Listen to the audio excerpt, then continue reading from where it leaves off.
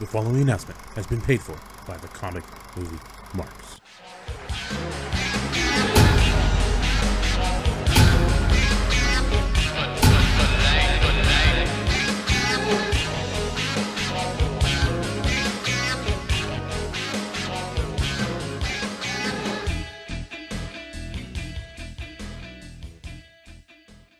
So Ben Affleck is officially out as Batman after the news broke that Matt Reeves' Batman film was going to be released in 2021.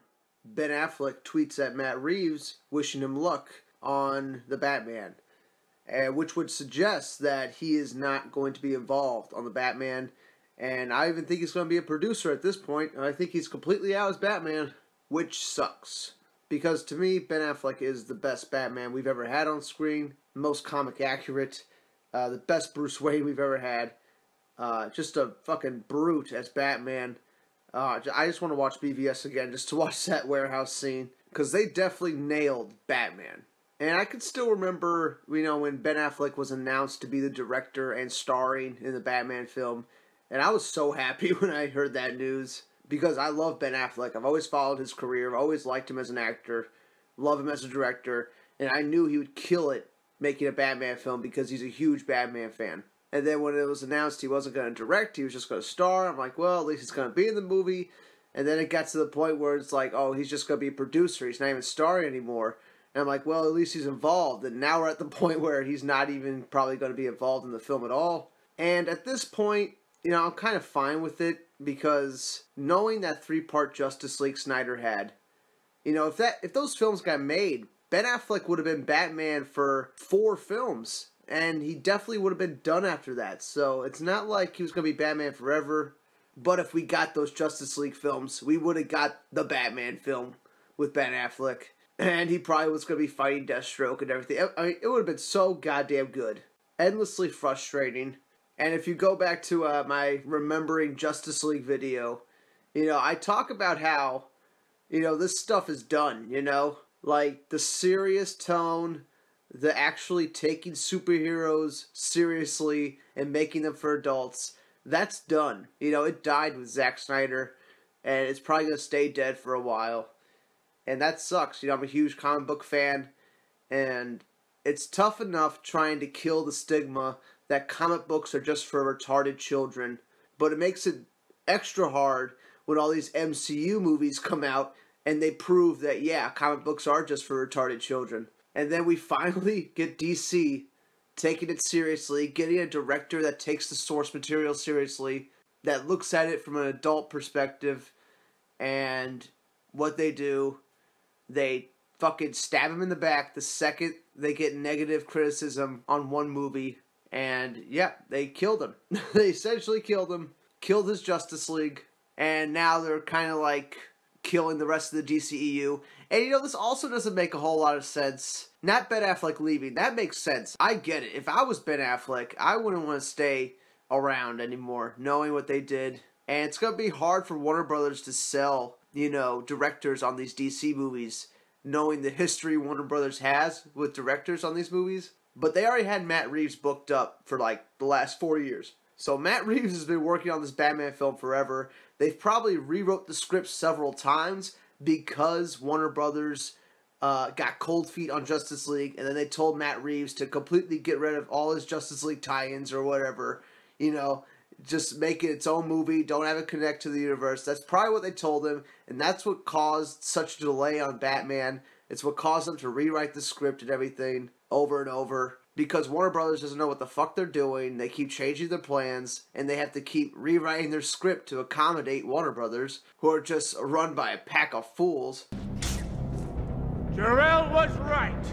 You're a pack of fools, every last one of you. So, a lot of pressure is now on Matt Reeves to make the Batman a really good film. A lot of pressure's on him. He has to find a Batman that's got to be better than Ben Affleck. If not as good as Ben Affleck, better than Ben Affleck. If they wanted to do it, they should go with like John Hamm or somebody, like a fan favorite, and that would help people get over, the fact that Ben Affleck's no longer Batman, right? Because Matt Reeves has also said they want to get a recognizable face for Batman, so, I wonder who they're going to get. It could be like Jake Gyllenhaal. It could be somebody like an A-list celebrity like Ryan Gosling, somebody like that, you know? But as long as they get a really good actor and tell the story they want to tell, hopefully the movie will turn out good. It's going to be Batman in his prime, like 25, 26-year-old Batman. So, you know, that makes me excited because it means we're going to get awesome Batman action scenes, you know, awesome fighting scenes. He's going to be fighting his villains in their prime, you know. We'll see his entire rogues gallery probably. So, you know, that kind of stuff gets me a little excited to see the Batman, knowing it doesn't have to connect to anything. It's not held down by anything. It could be its own thing. That kind of gets me excited. Knowing that they could have any rogues character they want gets me excited. As long as it's not fucking Joker again. If we have to have another goddamn Batman film with the goddamn Joker in it, I'm going to lose my shit. Unless it's the Joaquin Phoenix Joker. That would be interesting. If they actually used that Joker in that universe and they had Batman, you know, connect to that universe that Joker's in, right? The Joaquin Phoenix one. That would make sense. I wouldn't mind that at all. Joaquin Phoenix is probably going to be an amazing Joker. I can't wait to see that movie too. But it's also confusing because, you know, we have Shazam coming out that clearly has ties to Man of Steel. Unless they cut out those. Unless they cut out every Easter egg to Man of Steel. We know that Shazam is in the same universe as Man of Steel.